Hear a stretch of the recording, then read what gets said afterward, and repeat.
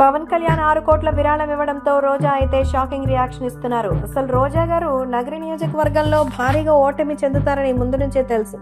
ఎందుకంటే గెలిచినటువంటి ఆ 2 సార్లు ఎప్పుడు ప్రజలకు మేలు చేసింది లేదు. రోజా గారు వస్తే బ్యానర్లు వేయడం, టపాసులు కాల్చడం, ఆ తర్వాత భారీగా కటౌట్లు పెట్టి పూలమాలలు వేయడం కాదు. రోజా గారు అసలు నగరి నియోజకవర్గంలో ఎంత అభివృద్ధి చేశారు ఏంటనేది వాళ్ళకి తెలీదా ఏంటి? మరి తెలుసుంటే వాళ్ళు ఎందుకు ఓట్లేరు? పార్టీతో సంబంధం లేకుండా నియోజకవర్గాల్లో గెలిచినటువంటి వాళ్ళు ఎంతో మంది ఉన్నారు. కాబట్టి నిజంగానే రోజా గారు మంచి పనులు చేసి నగిరిని అభివృద్ధి చేస్తుంటే పర్వాలేదు. కానీ తనకు మంత్రి పదవి రావడంతో భారీ ట్రిప్పులేసి కొడుకుని మరి అలాగే కూతుర్ని ఫారిన్ ట్రిప్పులు పంపించి కాస్ట్లీ కార్లు కొనిస్తే ఇలాగే పరిస్థితి ఉంటుంది. సో ఏది ఏమైనా తను కూడా ఇప్పుడు ఒక ఇండివిజువల్ గా ఉండాలని ఎదురు చూస్తోంది. సో ప్రస్తుతం అయితే ఒక అపార్ట్మెంట్ ను ఎంతో సొంతంగా పెట్టుకున్న నేపథ్యంలో తనకు సంబంధించి ఎంతో సెన్సేషనల్ గా మారుతోంది.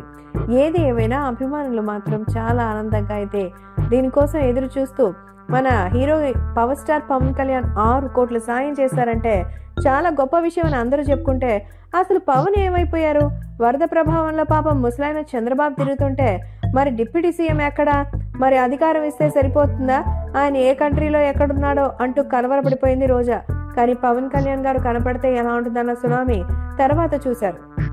నిజంగా పవన్ కళ్యాణ్ గారి మంచి మనసు ఇంత పెద్దది, ఇంత విశాల హృదయం అని తెలియదని మరి చంద్రబాబు నాయుడు గారు అంత తక్కువ ఇస్తే మరి ఇప్పుడు సీఎంగా ఉన్నటువంటి ఆయనే అలా డొనేట్ చేస్తే ఈయన మాత్రం ముఖ్యమంత్రిగా ఉండి ఇంత సాయం చేయడం గొప్పే అంటోంది.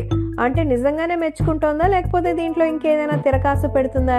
రోజా గారు అంటేనే అంతే కదా, కనిపిస్తే లేదని గోల చేస్తుంది, ఇస్తే ఇంతలా ఇచ్చారో అంటూ అప్పుడే అప్పనంగా సొమ్ముని కాజేశారా అంటూ ఇంకా నానా రకాలుగా మాట్లాడుతోంది.